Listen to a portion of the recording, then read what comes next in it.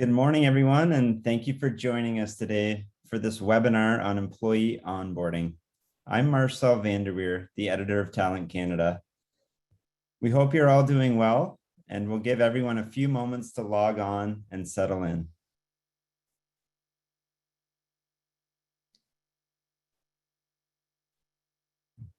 All right, so once again, thank you for joining us this morning. I'm Marcel Vanderweer, the editor of Talent Canada, which is a national news and information source for employers. Today's session is brought to you by ADP Canada and is titled Employee Onboarding, Building Engagement, Strengthening Retention, and Enjoying Bottom Line Benefits. In a few moments, I will turn the controls over to Jeff Livingston, National Marketing, Communications, and Brand Manager for ADP Canada in Toronto. But before I do that, I have just a couple of housekeeping notes to make you aware of. If you have a question during the presentation, please ask it via the Q&A tab. We'll keep a record of these and ask them at the end of the session, as we do hope to have 10 to 15 minutes to answer your questions.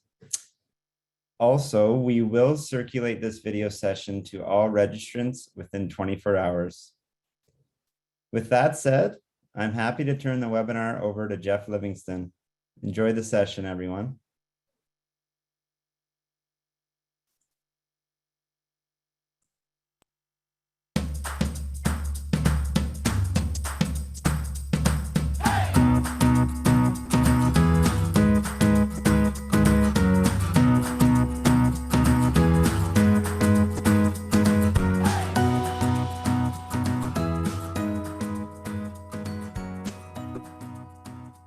Hi everyone, I'm so excited to be here and a part of today's presentation. It's hard to find time to invest in our career, and I appreciate everyone today attending to hopefully learn something new. So let's see if we can help out with that. I'm Jeff Livingston with ADP Canada. You might have heard our Insights at Work podcast, of which I host every couple of weeks. The podcast, just like today's webinar, looks at today's most compelling HR topics and with the help of an industry expert, breaks down what's happening and offers some relevant insights that you can apply right away with your team in the workplace. I couldn't be happier to be talking with you today about what I think is one of HR's most important topics. But before we get into that, I'd love to introduce you to my co-presenter, Donna Coop. Donna, for those in the audience who may not have seen you present at various HR conferences, how about you let them know just a little bit more about yourself? Thanks so much, Jeff. I'm really thrilled to be here today. Prior to joining ADP 6 years ago, I've had a variety of HR roles spanning the tourism, manufacturing, and professional services sectors. And in the 20 plus years that I've been in the HR profession, there's been a great deal of evolution, and employee onboarding is no exception. I have a passion for lifelong learning. And in the HR field, there's no shortage of opportunities. I really hope that everyone taking part in today's session will gain some new insights, as well as pragmatic tools that they can utilize right away. Fantastic. Why don't we get started? You only get one chance to make a great first impression. It's a saying that I'm sure we're all familiar with. And with so many companies and recruiters vying for our candidate and new employees' attention, I think this saying is now more relevant than ever. Today, we're talking about employee onboarding, why it's so important, and what, as HR professionals, we can do to ensure we're supporting our hiring managers and organization with the processes that welcome that new team member and encourage their smooth integration into our corporate culture. Donna and I have based today's presentation on a lot of the information found in the Employee Onboarding Guide that ADP Canada produced as a resource for HR professionals. If you'd like, you can download this amazing resource either through the platform you're participating via this webinar on or directly from ADP Canada, or feel free to email Donna or myself. What are Donna and I going to talk about today? Well, we're going to talk about the tactics that you'll walk away with to implement a new and improved employee onboarding program. We're going to talk about who owns employee onboarding, and we're going to talk about how you as an HR professional can build a business case to amplify your onboarding efforts. So let's get started with what we're seeing in the workplace today, specifically around employee onboarding and employee engagement figures that are related to employee onboarding. Employee onboarding is so important now more than ever. Canadian companies have an average employee turnover rate of 21%, according to a Mercer study. This can mean trouble for employers, as a high turnover rate can cause a manner of problems within an organization, from a lack of stability, low morale and engagement, and the cost of frequently having to recruit and hire new people. It can be difficult to foster loyal, engaged, and productive employees, but it's something that can be a key element to an organization's success, and it should be given priority right from the start. But we're not talking about losing staff today. We're talking about onboarding. So, Donna, why is onboarding so important? That's a really great question, Jeff. Onboarding really is a fundamental way for companies to integrate new employees into their culture, introduce them to the company values, and provide the necessary information that they need in order to become productive members of the team. And it can be a really valuable tool for reducing employee turnover. Did you know that 69% of workers are more likely to stay with a company for 3 years if they undergo a robust onboarding experience? That's according to a survey by the US-based HR Management Society. And while some may consider onboarding as simply a new employee orientation of sorts that happens on day one, it really should reach much further than that. In fact, a recent Robert Half survey found that onboarding mistakes can decrease staff morale and productivity by 30% and increase the stress on the employer by 15%. Also, it's been estimated that replacing an entry-level employee can cost between 30 and 50% of their annual salary. And senior or specialized positions, it comes close to 4 times their salary. Those are pretty staggering numbers by my account. Okay, Donna, now that we've discussed the downside of not having an effective employee onboarding program, give me some good news and let me know what some of the benefits are to great employee onboarding processes. There's absolutely some good news on this front to share, Jeff. You know, like any long-lasting relationship, how it begins can either make or break it. Onboarding really is the employer's golden opportunity to reinforce for the employee all the reasons that they fell in love with the company in the first place. A positive onboarding experience can increase retention by 82%, where a negative one actually doubles the likelihood that your new hire might be heading off to another opportunity sooner rather than later. Those first days and months on the job are a critical window of time for employers to win the hearts and loyalty of employees.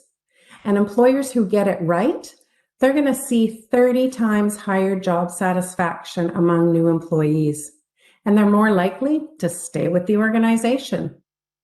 Not only that, employers that have active onboarding programs are reporting 54% higher employee engagement, plus a 50% greater new hire productivity rate. Okay, so we know that there's a lot of benefits to an effective employee onboarding strategy. Before we get into the details about what those tactics are and how to implement them, I wanted to share some really interesting research that ADP and independent survey firm Maru Blue recently discovered. This has a lot to do with onboarding because over the last 18 months and for the foreseeable future, the workplace environment has changed. This change, of course, consists of the remote workplace so many of us have been experiencing and the hybrid workplace that Canadian employers are moving towards. What you see in front of you are the results from our most recent ADP Workplace Insights study. Now, you might have seen these already or heard them covered in the media. I always like to reference these studies because it's the type of research that helps to set ADP apart from other service providers. And it really helps inform our guides and our HR resources. So let's take a look at what Canadian employers and working Canadians have to say. According to the survey, 60% of respondents said their employer has communicated a return to workplace strategy. Of the working Canadians who received the plan, over half, that's 53%, are already back in the office. An additional 29% expect to return by the end of 2021, with the remainder expecting to return in January 2022. That's 10%. Now, unsure of a return date are 9%. So I think the study, it's really important because it shows that we are returning to the workplace, but it also shows that there's going to be a hybrid form of returning to the workplace with people working in the office and people working at home. Now, as for how often employees will be expected to come into the workplace, well, 4 in 10 respondents report that they're expected to be there 5 days a week. Now, the remainder report that they're being asked to come into the office on a part-time basis or have been offered a flexible schedule, with 1/3 of them reporting that they are expected in the office 2 to 3 days per week. 1 in 5 report that they will have a completely flexible schedule with no set days in the office. Now, when I look at these results of the survey and the others that we've commissioned before, it reminds me that there was a necessity for change to remote work, driven by the realities of the global pandemic. Now, after experiencing a fully remote or hybrid remote workplace, many Canadian employers now realize that employees may continue working remotely in some capacity post-pandemic without a negative impact to business operations.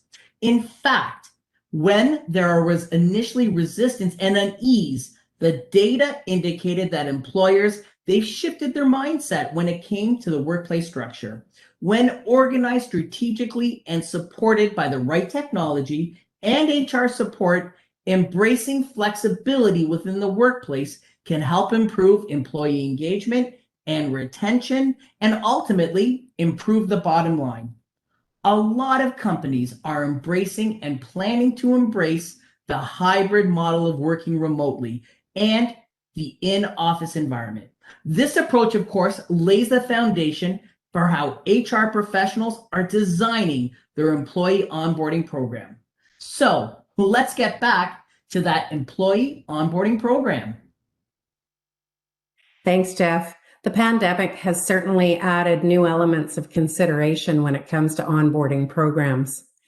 You'll find that successful companies share the same strategic desire, and that's to attract, hire, and retain the best available talent. However, there are instances when the strength of that desire falls short, and the reason being that it's not matched by the commitment to make new hires feel welcomed and appreciated so that they have a genuine sense of belonging. So where do we see employee expectations falling a bit short? I think we've all seen or even experienced employers wooing candidates from the recruitment phase with promises of unique cultures, perks, and opportunities. And unfortunately, many organizations fail to deliver on those promises made, and that results in a poor onboarding experience and a setback to the initial connection that they've established with their new star employee. And in some cases, when new employees become so disenchanted after a poor onboarding experience, bad things can happen. Firstly, their disenchantment can swiftly put them on track toward disengagement. In turn, if they leave the organization, employee turnover takes a costly hit, ultimately impacting your bottom line. So what's the upside here? Well, employee onboarding can be an ideal opportunity for companies to transform new hires into employees that want to stay, who share their talents and do great things. Highly motivated new employees typically bring a positive energy and commitment to their new organization. And effective onboarding may help to expand that energy over the span of the employee's career.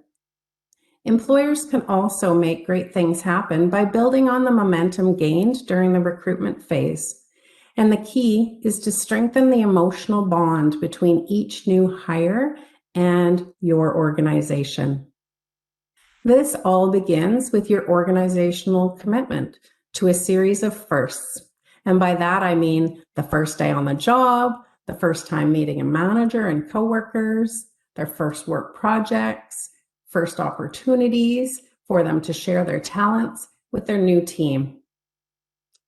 Unlike employee orientation, which is often a single-day experience, think of employer onboarding as a longer-term experience that allows the employer and employee to be in sync regarding goals, responsibilities, as well as expectations. It's important never to overlook the fact that employee onboarding is also a tremendous branding opportunity for your company. Your employment brand is your employees' perception of you as their employer. And the more attractive your brand is, the more likely that you're able to attract and retain that top talent. Therefore, it's essential for you to consistently communicate and demonstrate your company's mission, vision, values, and culture, from recruiting to onboarding, and of course, beyond. So Jeff, one of the interesting stats that I came across while we were doing our research is that only 12% of employees strongly agree that their employer currently does a great job of onboarding new employees. Now, at first glance, I felt like that was a pretty low number. But the more research that we did and the more I reflected on my own experiences, that figure became more realistic to me. What do you think about that number, Jeff? Donna, I agree. At first glance, it's an abysmal number. I mean, that's only 1 in 10 employees who've experienced a great onboarding process. Now, when I look back at my own onboarding experiences, well, that 1 in 10 number, it becomes more and more reasonable. We mentioned earlier on that, you know what? We've only got one chance to make that first great impression. And more often than not, sadly, my onboarding experiences, well, maybe they didn't leave me with the best first impression of my new employer. It normally consisted of being taken out for lunch and then sent off to either my desk or my office to read a bunch of HR policies and benefit manuals. Now, the places that got it right, well, those ones left an incredible first impression on me. They had already booked training courses and meetings to introduce me to the HR team, to my fellow colleagues, and important contacts throughout the organization. And after that, my manager and I, well, we'd have regular check-ins just to catch up and see how my integration into our corporate culture was coming along. Those are some really great examples, Jeff. And the first few, especially, be in activities that as HR professionals, we might want to consider to stop doing. I really can't stress enough the importance of establishing employee onboarding as a longer-term experience. Let's take a look at the differences between orientation and onboarding activities and outcomes. So onboarding, as I mentioned earlier, it's generally a one-time event, whereas onboarding is an ongoing process throughout the organization. Typically, you're going to find that orientation is either a day or a week-long activity, whereas onboarding may last 3 months to a year, depending on the position, the individual, and of course, the organization. Often, orientation is led by HR. It's an owned initiative. They cover things like the company history, the structural overview, etc. Whereas onboarding is a concerted effort shared with the new manager, the department, as well as HR and the new employee. And flow of information often is one way when it's an orientation-based approach, whereas onboarding is much more collaborative and it involves regular conversations and feedback. The information flow during an orientation is mostly static, non-customized, whereas the onboarding, again, is more customized to the individual's role as well as their responsibilities. And lastly, orientation categorizes all employees as new hires, whereas onboarding is a more holistic approach, integrating the employee into the organization and their work role. Donna, I have a feeling that a lot of our audience, and myself included, have witnessed a tug of war between hiring managers and the HR team as to who really owns onboarding. So today, I'm going to leave that answer up to you. Donna, who owns onboarding? Oh, I love that question, Jeff, and you're absolutely right. I think it has been an age-old tug of war. And while human resources might own the design of the onboarding process and facilitate parts of the program, it truly is intended to be a collective effort. Other company resources, from benefits to training, should contribute to an employee onboarding experience.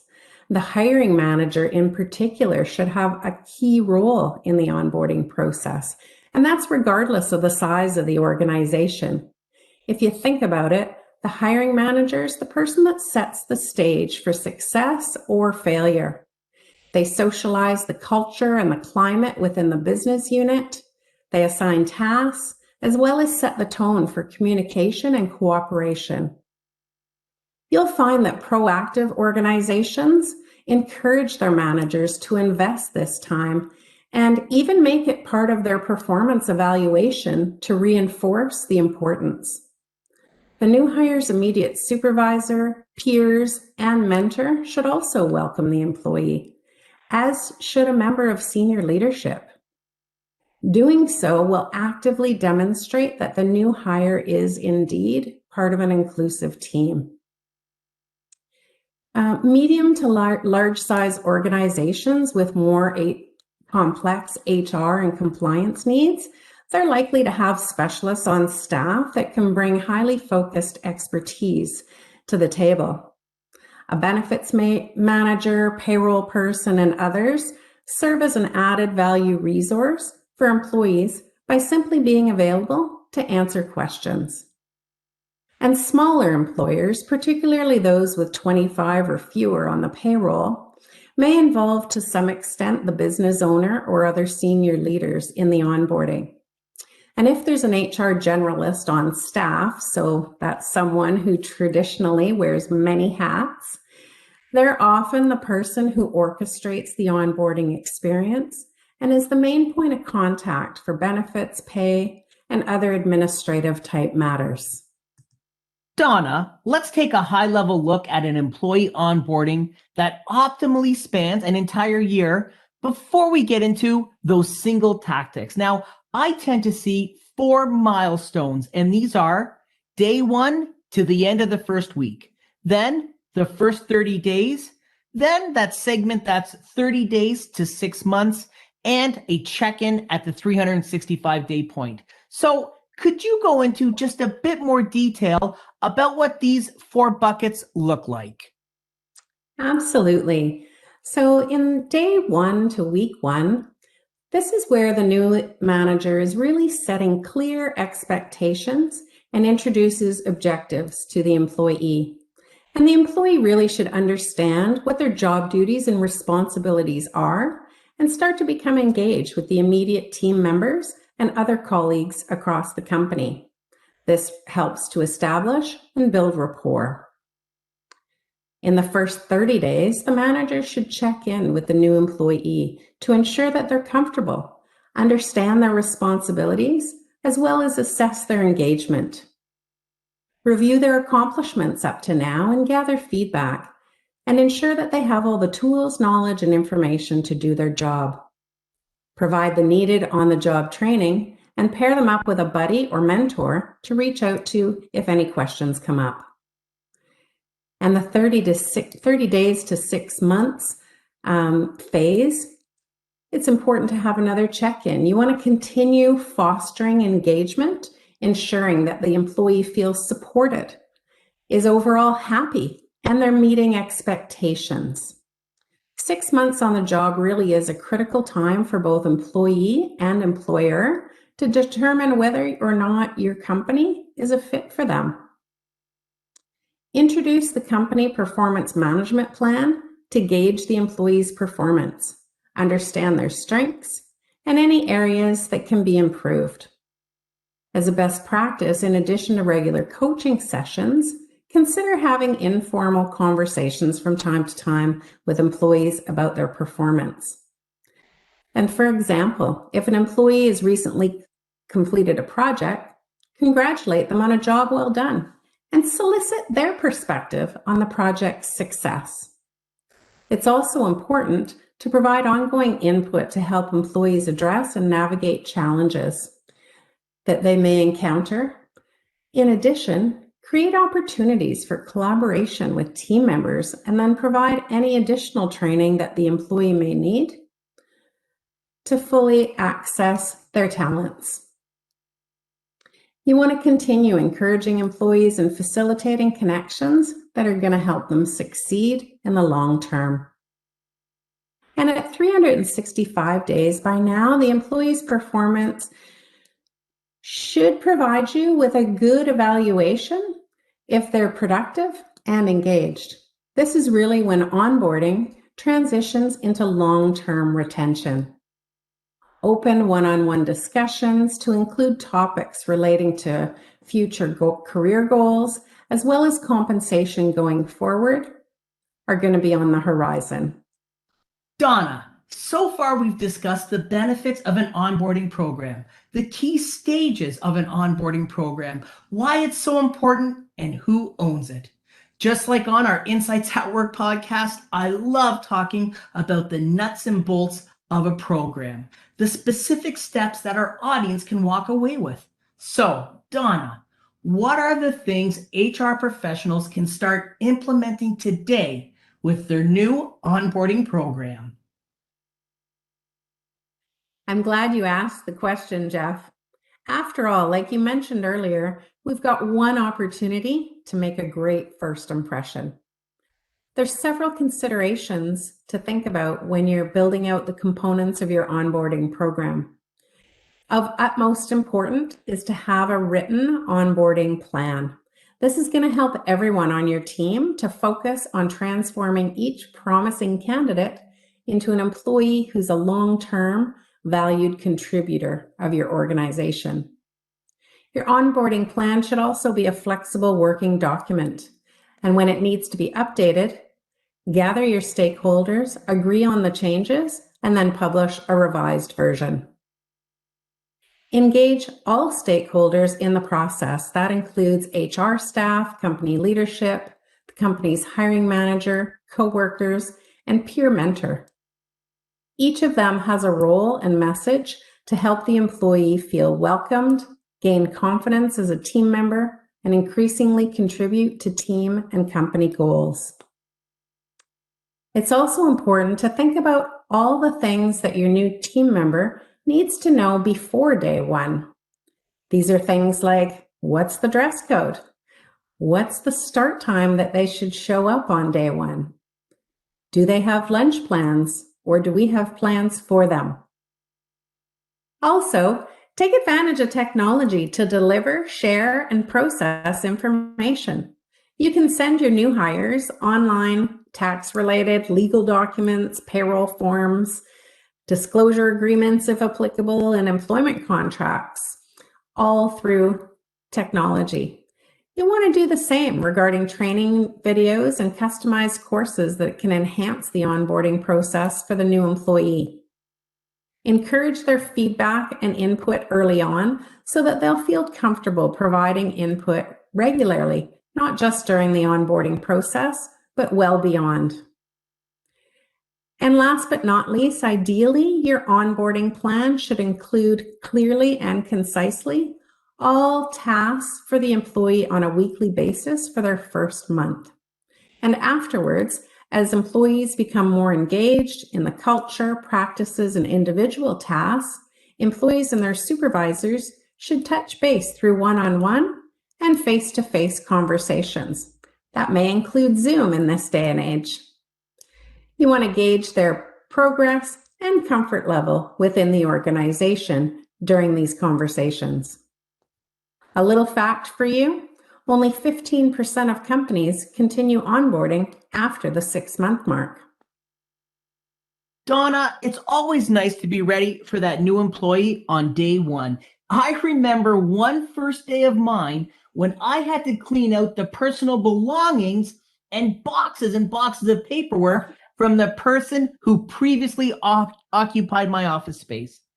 Now, thankfully, they left some wet wipes. So this really is a great list that you put together. And I think one of my favorite things I like to see done on this list is that internal announcement to the team about the new employee coming on board. Not everybody welcomes change as much as I do, and these types of notes provide a bit of info about that new team member, and they also give current employees the chance to craft a welcome note of their own to that employee on their first day. Absolutely, Jeff. That's so important to make them feel welcomed before they even get in the door on day one. And speaking of day one, this might sound very simplistic, but you want to ensure that someone's welcoming the employee on their arrival at reception. Think back to some of your first day experiences and the example that you just gave. A little lackluster, if you ask me. And also if their job involves a workstation and computer, you want to ensure that it's properly set up and that they have all of their login details that they need. Do they have access to the appropriate files and network drives? Provide them with any fobs or keys that they're going to need in order to get around the building. And introduce them to their immediate team before embarking on a facility tour. And during the tour, don't forget to point out important areas like restrooms, the employee lunchroom, parking facilities, bike storage, and other common areas that employees may utilize. Set up a meeting to review important policies, benefits, and work schedules if this hasn't already been done prior to day one. Talk about management expectations and, equally important, the new employee's expectations. Have a welcome lunch and begin the on-the-job training. It really is a fine balance between providing not enough or too much information on day one. So just be careful not to overwhelm the employee. Donna, I'll share one more first day story of my own. Is it just me, or does everybody show up super early on their first day? And often it seems like I'm the first one in the building and I'm introducing myself when people are arriving at work. Yeah, absolutely, Jeff. I think that there's a lot of people in attendance that probably have experienced the same. And again, it's just so critical to be prepared in advance so that those types of things aren't happening. I want to run through now kind of the first week on the job checklist. So at this stage, you're going to want to have informal check-ins with your employee just to ensure that they're comfortable and they're settling in. This can just take a couple of minutes at the beginning, mid, or even end of day. Provide them with assignments and set some clear goals for the month ahead. And midweek is really a great time to sit down with them on a more formal level to review the first few days and how things are going. Ensure that they don't have any issues with any of their equipment or access or other basic difficulties. And then during the first month, set up some regular touch points to address, again, any concerns and provide feedback and advice. Take time to review assignments and projects. And ensure, and this is probably should be number one on the list, that their pay is being received and that there isn't any additional paperwork requirements or other outstanding items. And just check in to see where they're at with their training and make sure that everything's on track. Then at the 3-month point, again, you want to have a sit down to review their performance and give some constructive feedback. At the same time, you're collaborating, you're asking the employee for their feedback and responding to any concerns that they might have. And now is a good time to set performance objectives for the remainder of the year. Donna, those are all great to-dos that a hiring manager along with their HR lead should be doing. Now, we've already spoken about how important it is when you can to tailor the onboarding experience to the role and to the individual. A way to do that is to hold an entrance interview. Now, I'm sure all of us here are familiar with exit interviews, and they usually take place long after the employee has become disengaged. It's standard practice conducted by every HR department to find out why talented people are leaving and what would have convinced them to stick around. Now, what if we could focus on an activity whose purpose is to give your team the best shot possible in getting things off on the right foot and leverage that new employee's passion to build their engagement and loyalty? Well, that's the entrance interview. Now, many of us have unanswered callings at work, passions that we didn't get to pursue in our careers, whether we lack the talent, the opportunity, or the means to make them our occupations. Landing in a different career doesn't make these passions disappear. So why not leverage that new employee's passions to build their engagement and build their loyalty? A great example of this, I saw was a lawyer. This lawyer gave up their dream of being an airline pilot to study and practice law. And this lawyer was able to follow his passion by taking on cases around the airline industry, which resulted in really high levels of engagement. Now, maybe like me, your new employee, they might enjoy being creative. They might enjoy learning new things and building their network. Now, in my case, my passion encouraged me to start the Insights at Work podcast, which in just a year has become Canada's most popular HR podcast. Now, it wasn't in my job description or even considered before I started at ADP. Passions can be identified by conducting an entrance interview.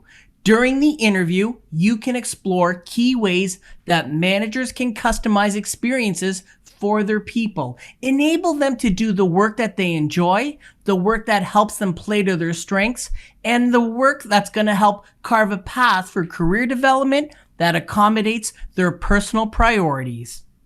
So what does that entrance interview look like? Well, in the first week on the job, managers sit down with their new hires, ask them about their favorite projects, about what they've done, the moments when they felt most energized at work, and the passions they have outside of their jobs.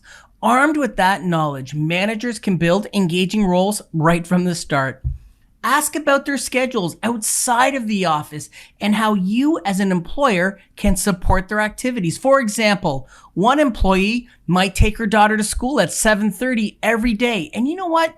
That's really important to her. Maybe in her previous job, her boss always scheduled calls early in the morning, so she really wasn't able to share that time with her kids. Well, with today's more flexible schedules, this is a great way to ensure that someone loves their job by just being aware not to schedule meetings first thing in the morning. Or maybe another employee might attend physical therapy appointments every 2 weeks for their frozen shoulder.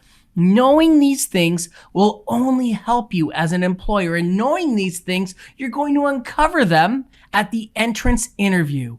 Your employees, they'll feel more appreciated and understood, which ultimately leads to increased productivity and loyalty to the company. Now, there may be times when calls or meetings overlap with these important personal items, but if you give employees a chance to communicate that up front, it's easier to accommodate everybody. It's really, at the end of the day, up to the managers to design the jobs that are just too good to leave.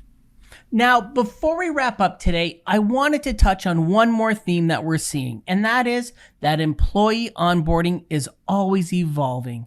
Just as good things at times emerge from what can be a bad situation, the advent of the COVID-19 pandemic really helped businesses place a greater focus on improving their onboarding processes for both remote workers and workers in the traditional office setting.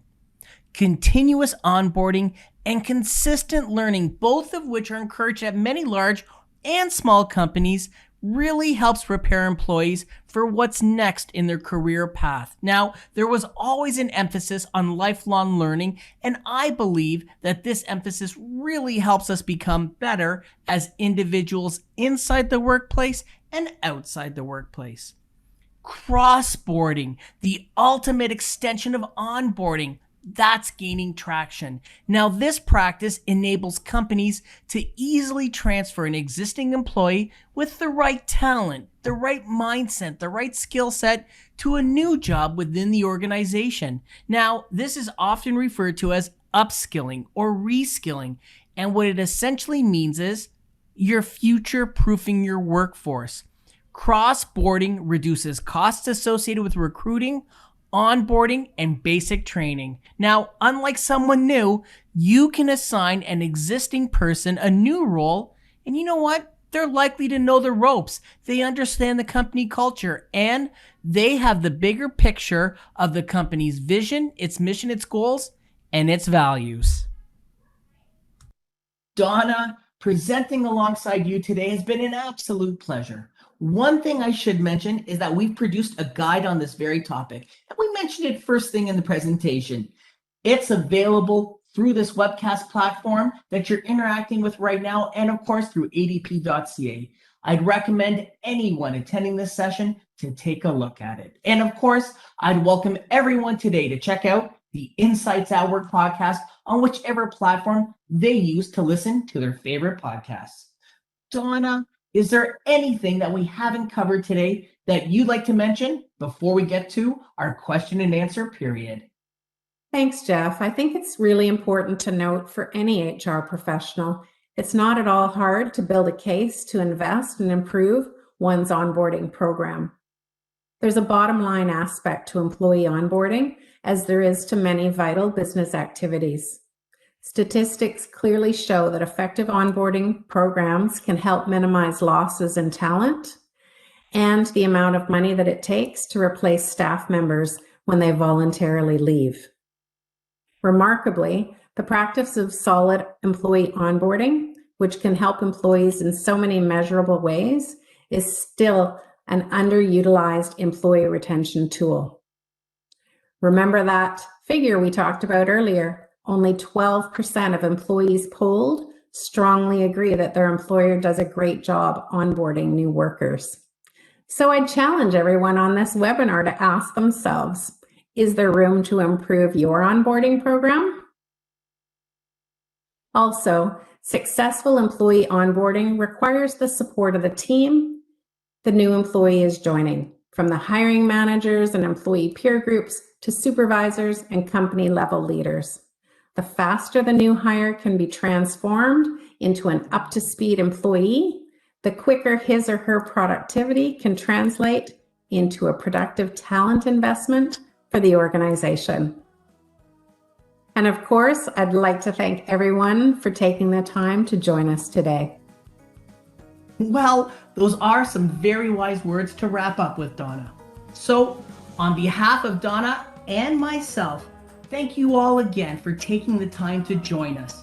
Now, how about we take some questions?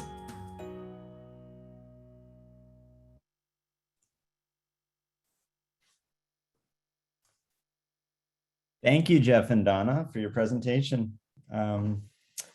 I always find conversations on initial impressions and employee engagement so fascinating. And I specifically like the idea of the entrance interview.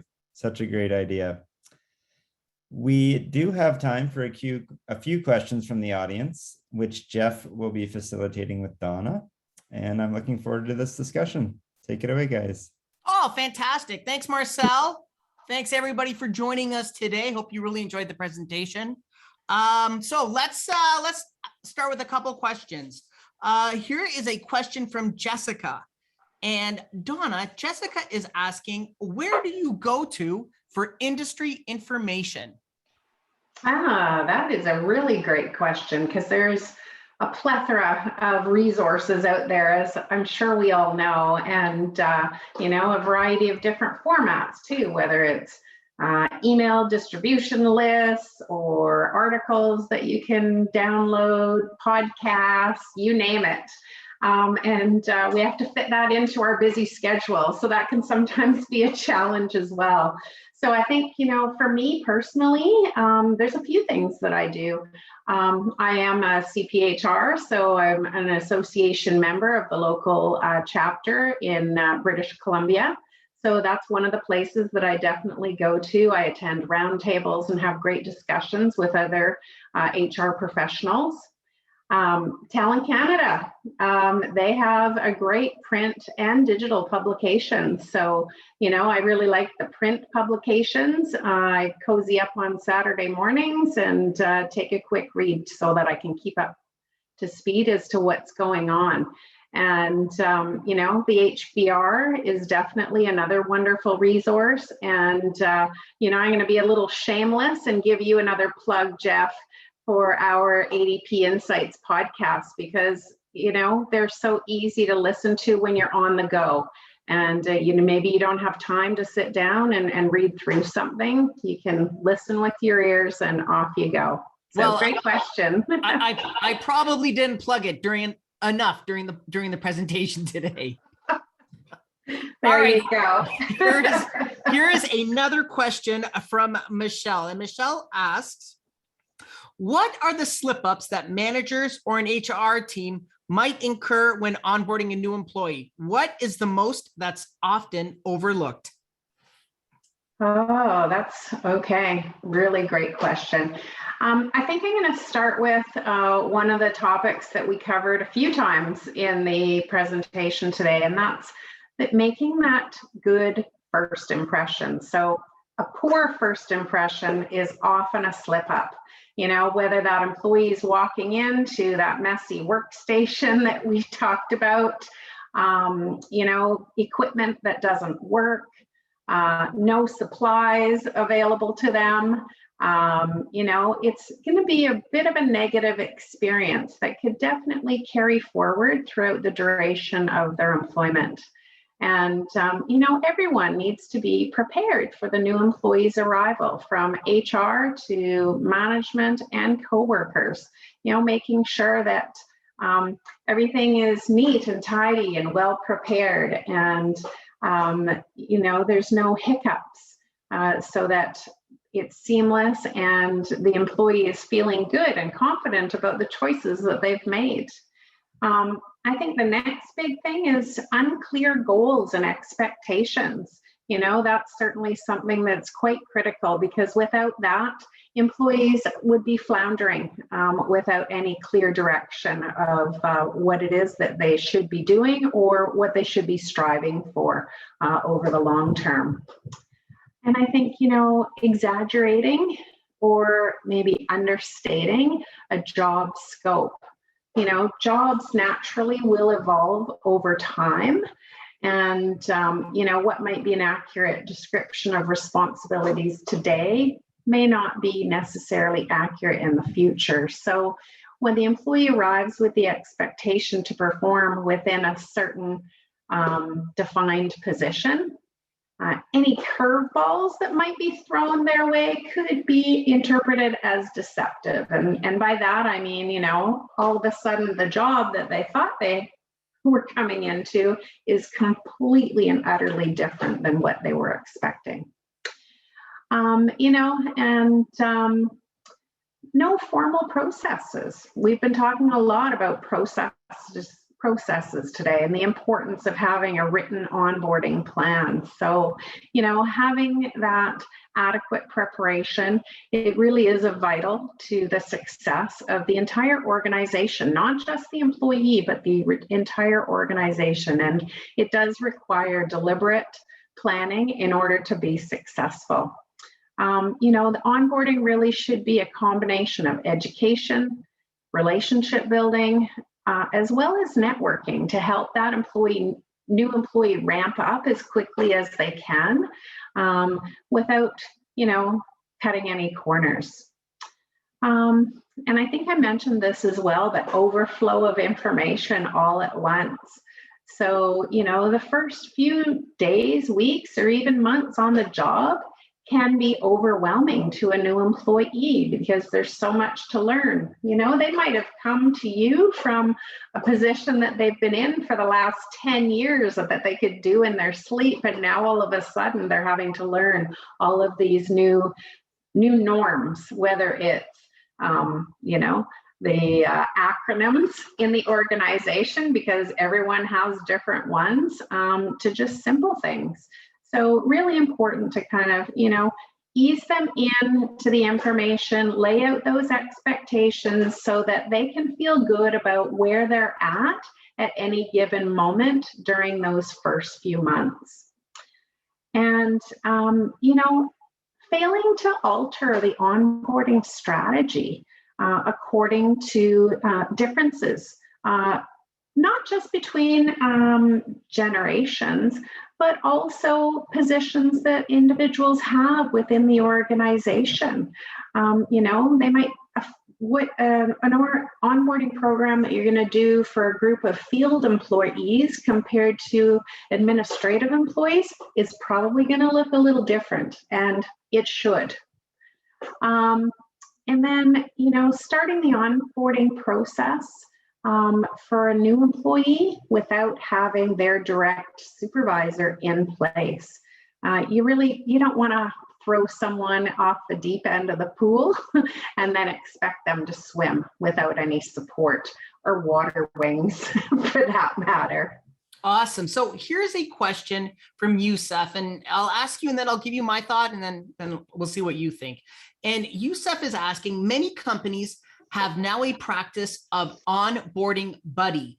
Any thoughts or recommendations on that? So what we do at ADP, which is really interesting, is that we have it's a nano session. It's a 3 days of introducing the company and the company values to ADP employees.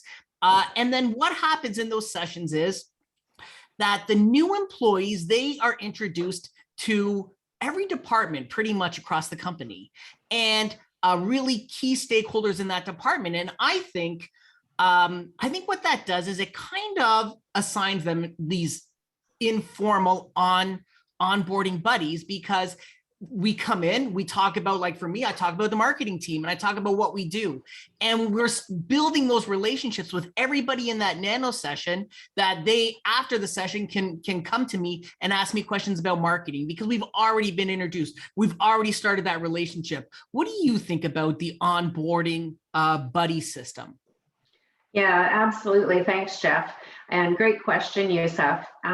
Nowadays, a lot of employers do match someone up, whether it's right at day one or maybe it's after an initial orientation session, like Jeff's talking about, our nano program that we have. Something that we definitely do is assign them a buddy. So you could call it a buddy, some call it a mentor. Really, it's the same thing. And it's someone who has been with the organization for a while that the individual can pair up with to ask simple questions like, hey, where's a great place to go for lunch around here? Or what can you tell me about, this job and what's going on over here? Little things that, maybe people don't want to go to their manager and bother them with all the time. They can just easily go to their buddy, and it really helps to establish relationships from the get-go. And then this person obviously is going to help them with their networking opportunities as well. And of course, additionally, be able to help answer any work-related questions that might come up during the course of their training as well. The buddy may not necessarily be the on-the-job trainer, but they are someone who's very familiar with the role as well, and will be able to assist them. So no, great question. And just a total aside, Yusuf, I love that your analogy in terms of the onboarding experience and comparing it to a travel experience. And I thought, oh, that's just brilliant. It's really bang on, because you hit the nail on the head there. It truly is intended to be a holistic experience. It's not just about orientation. It's not just about the on-the-job training. It's the entire experience altogether, and really assimilating the new employee into the organization, so that they feel supported, they feel welcomed, and they continue that excitement that they started with from the beginning. So thanks so much for that. It was great insight. Don, I think that whole concept about making sure that the new employee feels supported is so important. And just to make a note that during the presentation, questions have been coming in fast and furious. Mega has been working in the background answering them. Thank you so much, Mega. And a great question came in from Lise. And Lise said, as mentioned, few employers continue onboarding beyond 6 months. The presentation provided us with a checklist through to the end of 3 months. What do you recommend for 4 to 12 months? Now, I know in the guide, we do talk about ways that we can support that new employee during the 4 to 12 month. And Mega answered, hey, Lise, great question. Between 4 to 12 month mark, it's important to have ongoing communication, ask for feedback from the employee, and see if they require any additional training resources or tools to make sure that they continue to remain engaged and productive.